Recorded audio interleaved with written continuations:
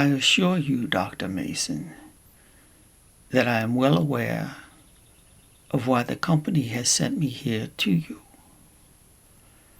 It is because the company believes I have an alcoholic drinking problem, to which I am here to say that is not the case. And to prove my case, I will tell you precisely how much alcohol I imbibe, as you educated folk like to say. 1. At 5 a.m. in the morning, I have 1 2-ounce glass of bourbon.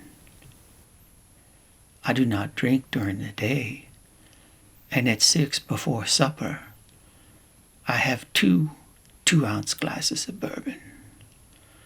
On the weekends, that is Friday and Saturday night, I have 3 glasses of 2-ounce bourbon, and that is it. Although I will admit on occasion I cut loose. But you see, I'm a moderate drinker, doctor, and my drinking is under control.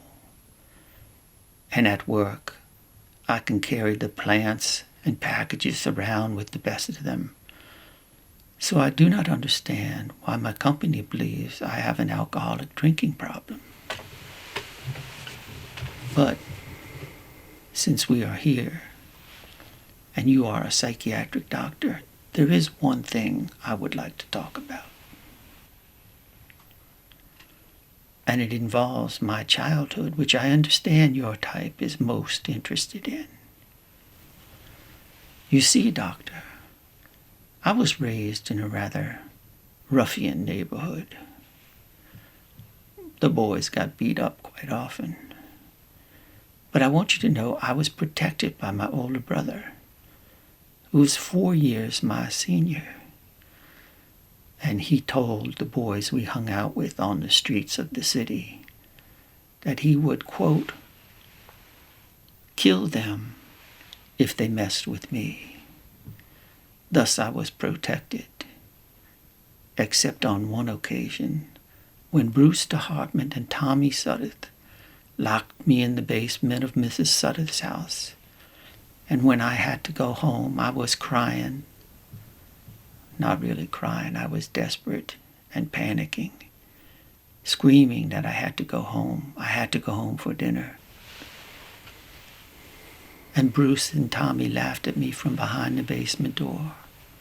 They wouldn't let me go, and my brother was nowhere to be found. I really don't even remember what happened after that, though I assume they had to let me go.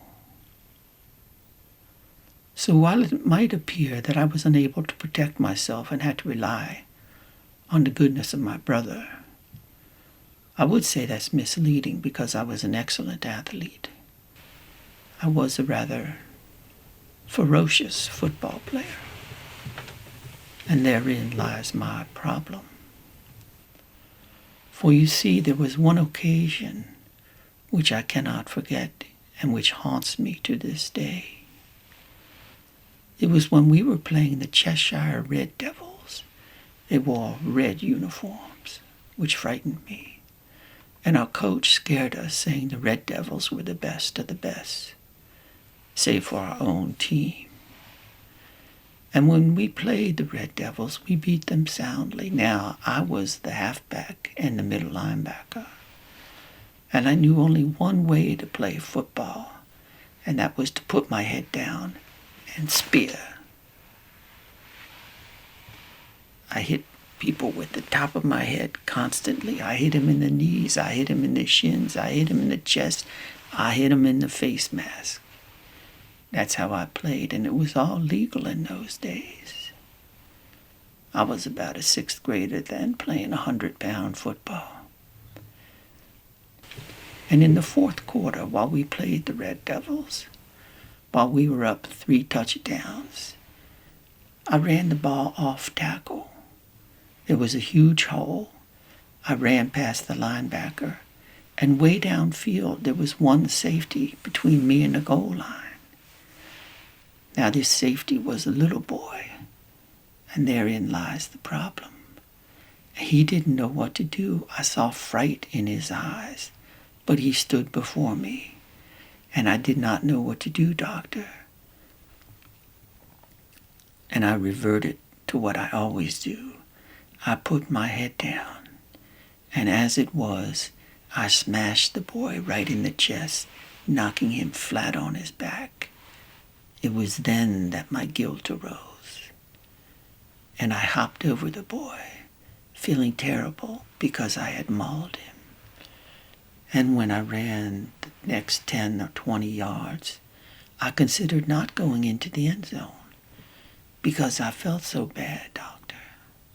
I cannot tell you how bad I felt. I feel horrible for harming that little boy, and I have never been able to forget that.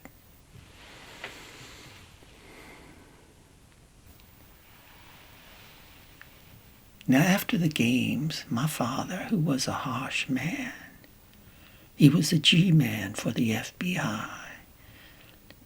He went nose to nose with KGB grunts. And he was a mean father, but on one occasion, he was nice to me. And he found some liniment, and he laid me down and took my shirt off and rubbed the liniment onto my back and my arms and my legs. And it was hot, and it kind of sizzled, doctor. But it brought relief to my sore muscles. And on this occasion, I began to cry in front of my father, which was not permitted. But my father did not scold me on this occasion, and he asked me what's wrong. And I said I had blasted a little boy and hurt him, and I felt bad about that. To which my father said, "Don't worry, son. It's all part of the game. But I am here to assure you, the memory has not left me, and I feel guilty about it, sir." So the question I would like to posit is this.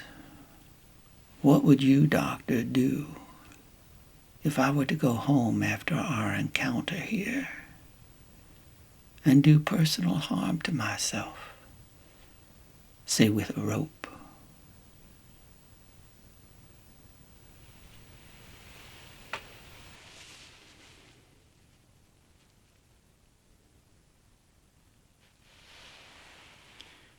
I would then say that it was I who was feeling guilty.